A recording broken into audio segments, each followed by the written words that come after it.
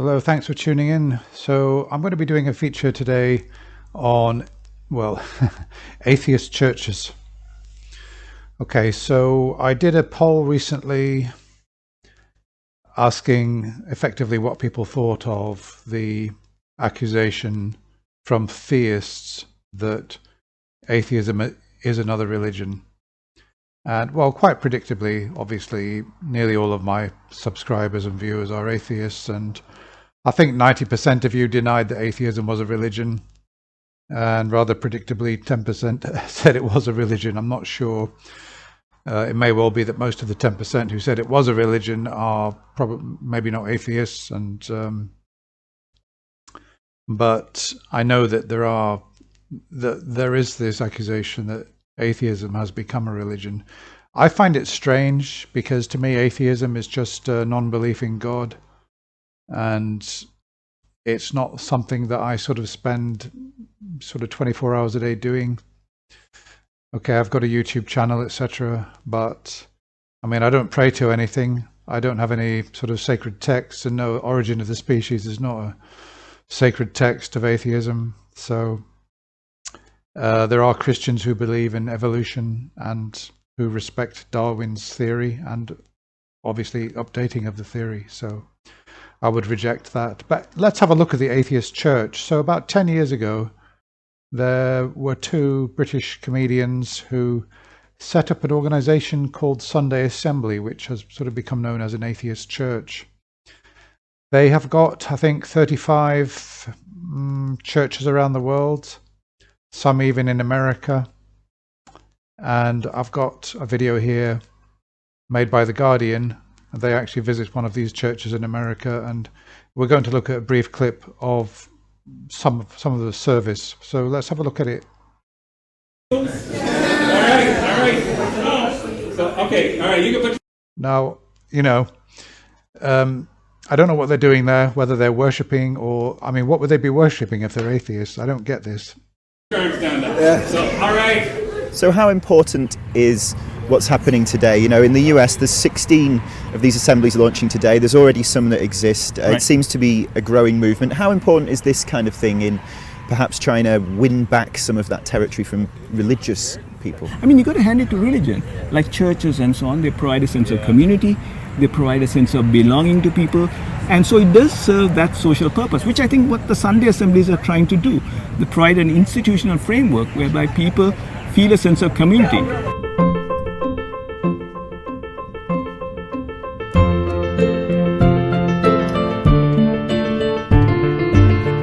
The point there is that it's infectious. It's something that grips the mind in the same way as a conventional virus, grips the body. Okay, so there's Dawkins there. Okay, yeah, so it seems to be, well, they're giving some credit there for religion in the sense that they bring together people for a sense of community, and I absolutely understand that. When I myself moved into a village 12, 13 years ago, when I was married with a child, not at my own instigation, but we sought out the local church, and we became involved in the community, and that was the hub of the community. And you know, I never, I mean, obviously for me the religious part of it was irrelevant, but the church was an important hub for the community, and there was nothing else. Well, not to say that there were other things. For example, there was a cricket club, there was a football club, so there were other ways that you could socialize with people, but the church seemed to be where most of it was happening. And maybe with these atheist churches, they're really just trying to recreate that loss of that gap which has opened up, where a lot of people were Christians and maybe have deconverted. They've lost that community, and now they're trying to replace it. But I suppose really the question is whether they're a religion or not. So let's just sort of explore that a bit more. Okay, so there's a YouTube channel called Religion for Breakfast.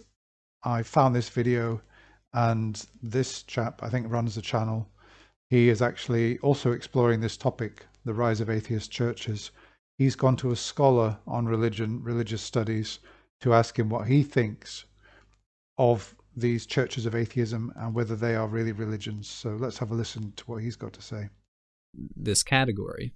One of the things I find fascinating about Houston Oasis and similar gatherings is that they force us to interrogate our language, to interrogate the kinds of assumptions that come into play in the study of religion.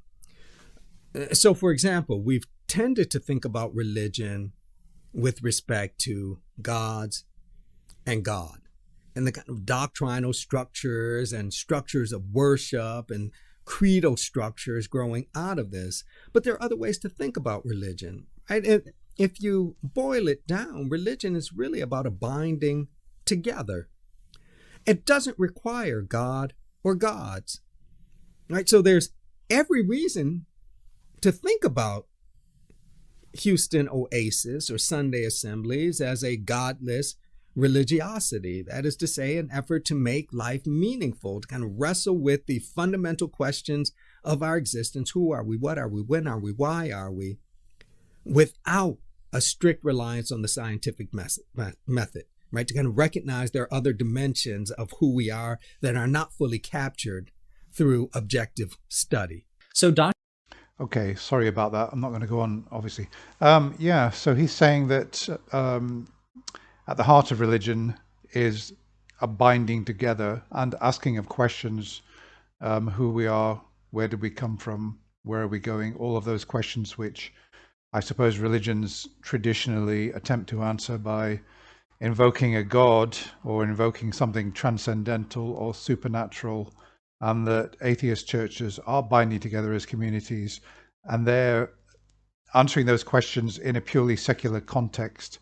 So I can absolutely see that. The only thing that I find weird, I suppose, is that, as that professor indicated, the traditional assumption is that a religion is necessarily going to point to something transcendental or at least supernatural, either a god or maybe an afterlife, or in the case of Buddhism, for example, some kind of reincarnation, or I don't know, enlightenment, that type of thing.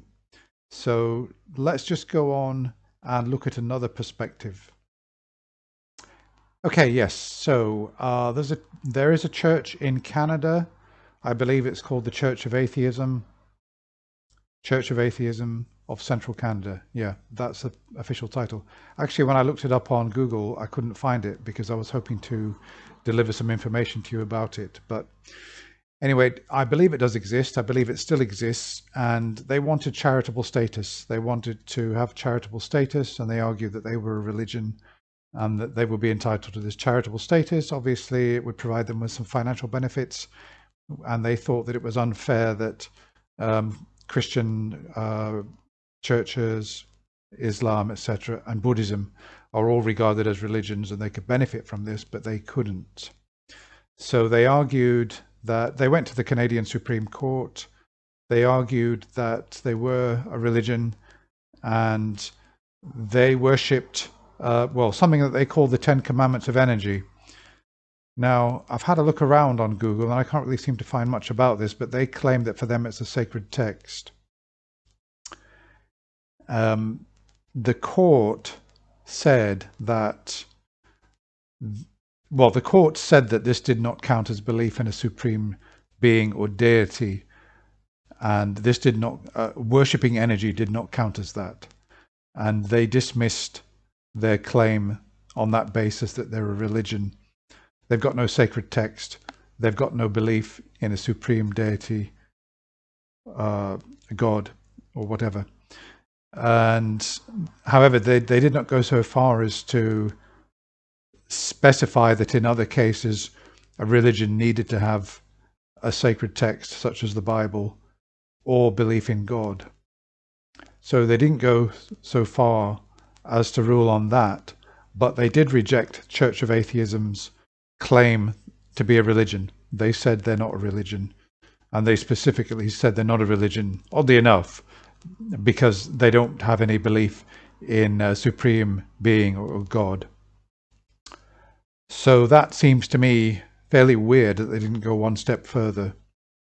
Of course, it was pointed out that Buddhism is a non-theistic religion, and they didn't really address that.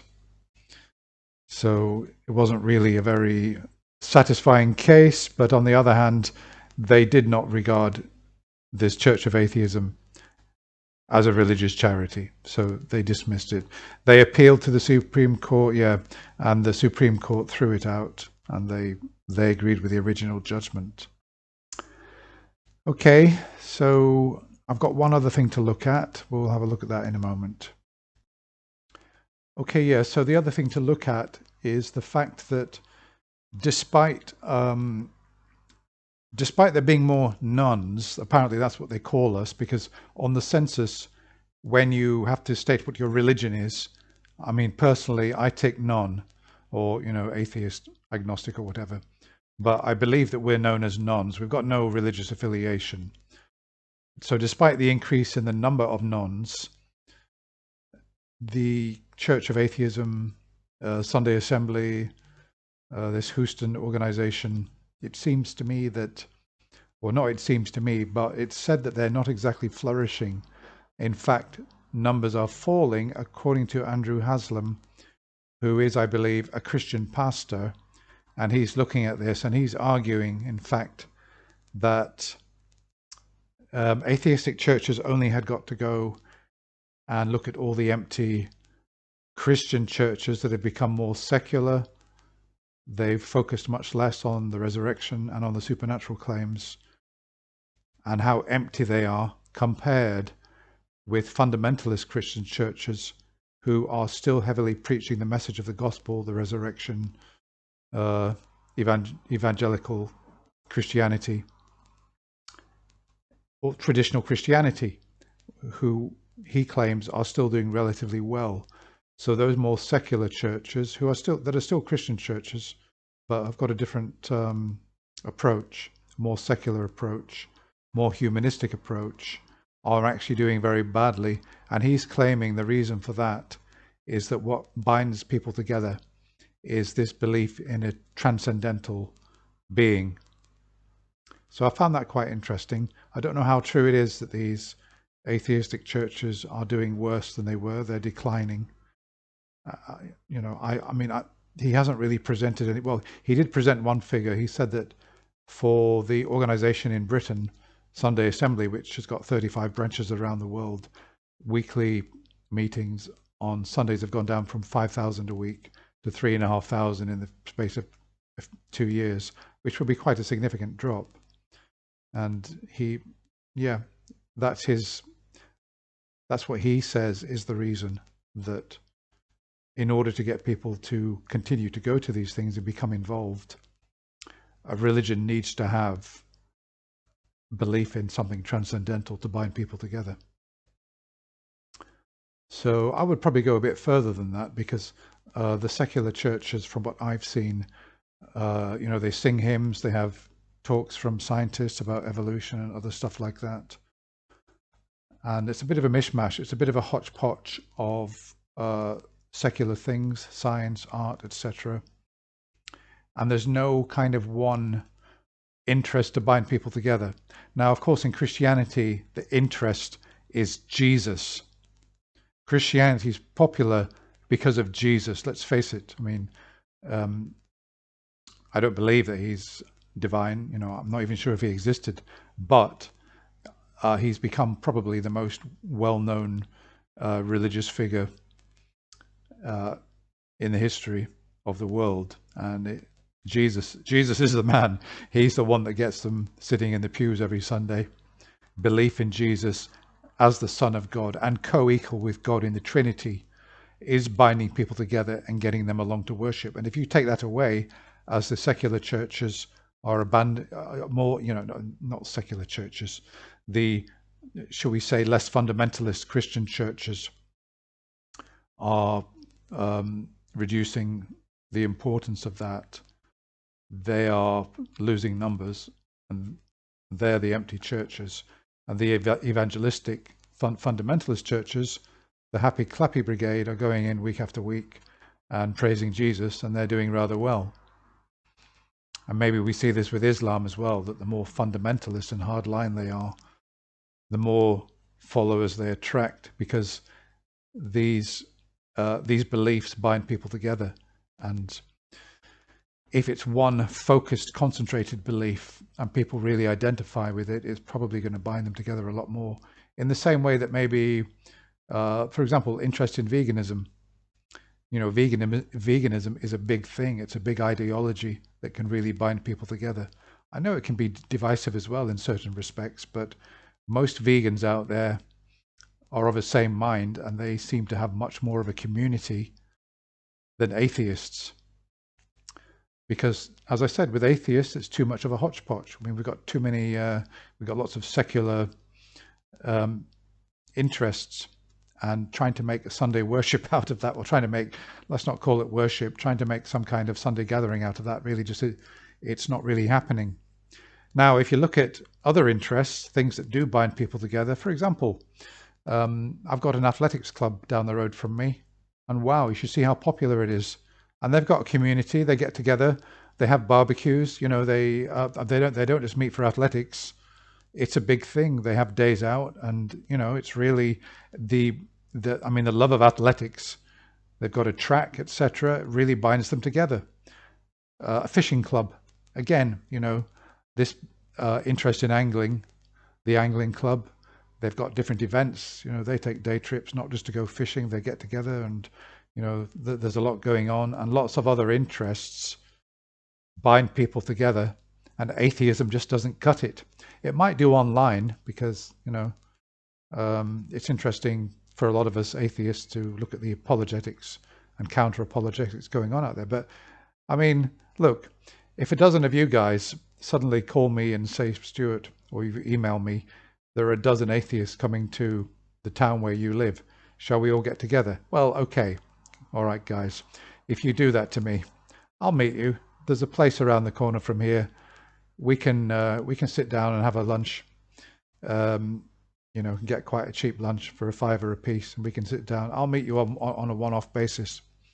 But you know, if you wanted to do it every week, I would say no, absolutely not. I've got no interest in getting together with other atheists, because it's not enough of my disbelief in God is, to me, not really a kind of a big enough focus for me to get together in a community with other guys, you know, other people that also don't believe in God. It's just not that kind of thing. So that's about it, really. What else is there on this?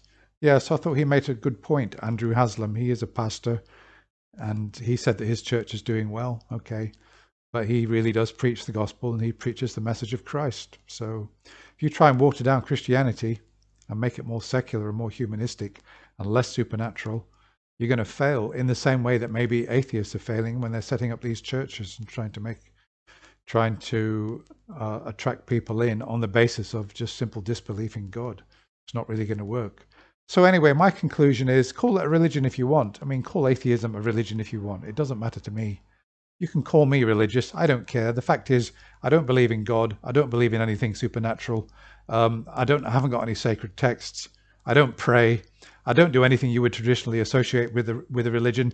But if you want to call me religious, just because I've got a atheist channel and I'm interested in apologetics and counter-apologetics, that's fine with me. I don't care. I can justify my beliefs. I can justify them without appealing to unproven things like the supernatural, without appealing to the transcendental, without appealing to any gods or any sacred text. So that's all that's important to me. And if you want to call me religious, that's fine with me. I don't care. Well, that's about it. I would love to know what your opinion is on this topic, on this Church of Atheism, and on a lot of the stuff I've been discussing on this video. So, and just finally, for you guys out there who say to me, oh, Stuart, all you do is you rehash Matt Dillahunty's videos, and you know, all you do is you piggyback onto the atheist experience, and you're just doing it for clicks, you're just doing it for money, you don't do anything else, all you do is ask for people's opinions. Well, I mean, listen to this video. What have I been doing in this video? Presented a topic, you know, I've put it together. I've given different clips and different perspectives, and I've discussed it and talked about it. So if you're going to tell me that I've got nothing to offer on my channel, I don't know what to tell you guys. I don't know what to tell you. You have been accusing me of that and not doing my own material. Well, here it is. Here's my own video. No Matt, no Atheist Experience, no The Line, no Jimmy Snow. Just me and some online material. Okay, that's all for now. Speak to you again soon. Bye.